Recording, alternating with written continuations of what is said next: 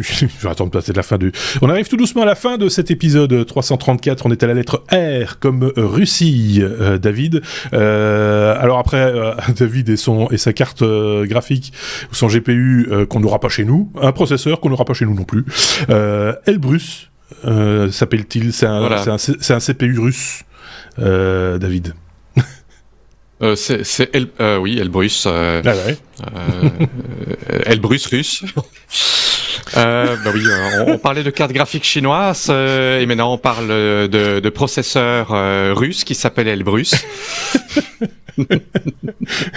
Je sais pas où il est allé les chercher. Je sais pas où il est allé les chercher. Ces news, ils n'ont pas. Je rappelle que David est en Thaïlande, vit en Thaïlande. Ils n'ont pas la même presse que nous. C'est-à-dire qu'ils ne lisent pas les mêmes journaux que nous. Donc forcément, il est un petit peu.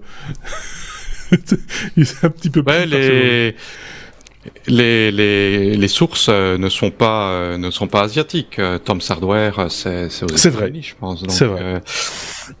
Voilà, les Russes en fait veulent se détacher de toute influence américaine pour ce qui est processeur. Ils ne veulent pas dépendre d'AMD et d'Intel, et donc ils poussent pour avoir des processeurs faits maison, tout comme les Chinois veulent des cartes graphiques faites maison.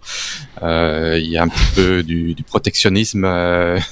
C'est un peu comme les vaccins en fait, c'est le même principe. C'est un peu la même chose. Mais bon, je ne peux pas non plus leur donner tort de vouloir se détacher un peu d'un monopole. Donc ça, je vais pas leur jeter la pierre du tout.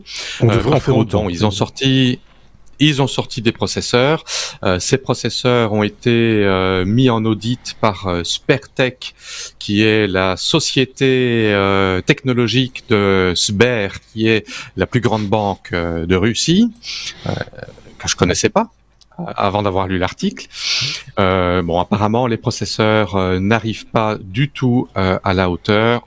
Mémoire insuffisante, mémoire trop lente, trop peu de cœur, trop basse fréquence. Voilà, ils ont raté sur quasiment tous les tests. Voilà, donc c'est un petit peu un coup à l'eau. Bon, maintenant c'est peut-être une première version, ça ira peut-être mieux après. Comme les cartes graphiques chinoises, c'est 3,5 fois moins performant que les cartes de la compétition. Mais bon, pour une banque, ce n'est pas acceptable vis-à-vis des processeurs Xeon qui étaient mis en avant dans l'article, d'autant plus que les processeurs Elbrus 8C étaient toujours dépendants sur la mémoire DDR3 qui est un petit peu obsolète.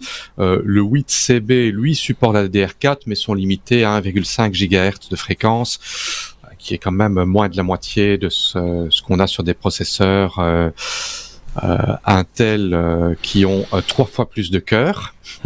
Et le tiers de la fréquence, voire le quart, avec un nombre de cœurs similaire. Donc voilà, un coup dans l'eau. Un coup dans l'eau, ils auront d'autres occasions de se reprendre en le lisant. Mais c'est vrai qu'on le lisait, tu le disais très bien, on peut pas leur en vouloir de chercher à prendre de l'autonomie.